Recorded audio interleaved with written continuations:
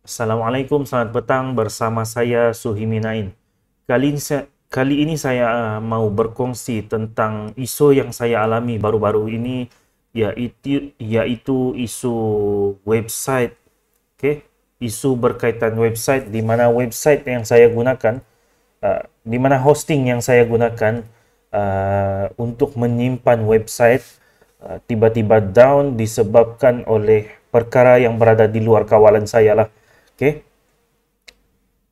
benda ni saya telah buat persediaan awal lah untuk website utama saya, tetapi malangnya saya terlupa sesuatu perkara yang amat uh, besar impactnya kepada servis-servis yang saya gunakan. Okay. Antaranya, apabila saya terlupa bahawa saya menggunakan DNS manager yang ada pada hosting yang sama. Jadi benda ni telah menyebabkan servis-servis yang lain yang tidak sepatutnya, yang tidak terjejas turut sama down disebabkan masalah yang ada pada hosting. Antara yang saya maksudkan ni adalah email lah, di mana saya menggunakan DNS manager yang ada pada hosting ini untuk membuat sambungan di antara domain saya dan juga Zoho Mail. Jadi apabila DNS ini turut sama down bersama hosting, saya tidak boleh lagi menerima email dan juga menghantar email menggunakan custom domain saya lah. Okay, admin@serviceweb.my. Jadi dalam kes seperti ini sebenarnya, saya telah terlupa bahawa bukan sahaja full backup yang perlu dibuat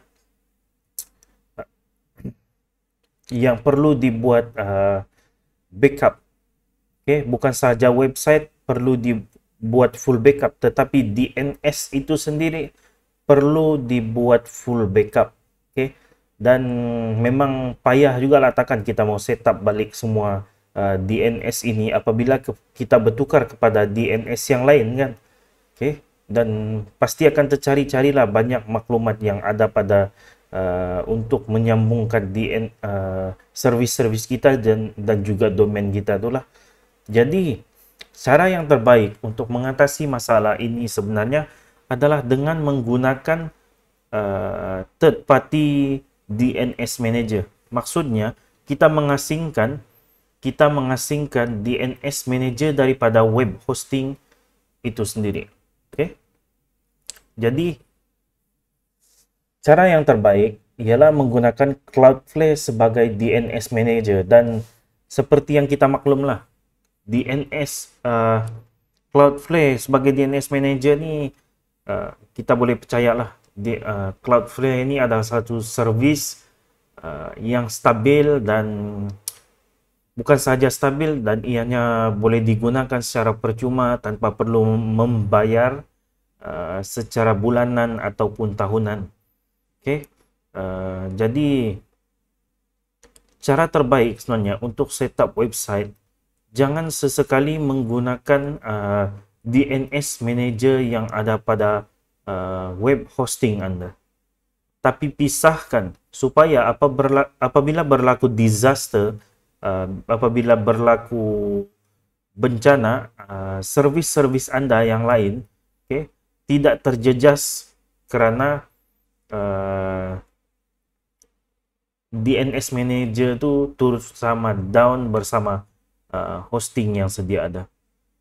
Lagipun apabila kita menggunakan Cloudflare, di samping reputasi perkhidmatan yang ada Cloudflare itu, ia juga adalah satu perkhidmatan yang percuma dan ada caching. Dan saya perasan Cloudflare ni dia ada satu button untuk export DNS yang ada. Okay, jadi sekiranya berlaku masalah, kita boleh restore sajalah, kita boleh import kembali record-record DNS yang sedia ada. Dan selain percuma dan juga dipercayai, ianya juga boleh ianya juga menyediakan SSL free. Jadi kalau web hosting kita tu tidak menyediakan SSL secara percuma seperti Let's Encrypt dan sebagainya kan, Komodo, SSL. Jadi kita boleh gunakan juga SSL yang ada pada Cloudflare ni sebagai alternatif dia lah. Cuma ada sedikit pro and con dia lah. Di mana apabila kita menggunakan Cloudflare sebagai DNS manager ataupun kita memisahkan DNS manager tu daripada hosting, setiap kali kita membuat penambahan, okey, penambahan seperti contoh subdomain pada hosting kita, kita perlu membuat kemaskini secara manual lah dekat Cloudflare. Itu isu dia sedikit lah. Okey, jadi sekadar itu perkongsian daripada saya.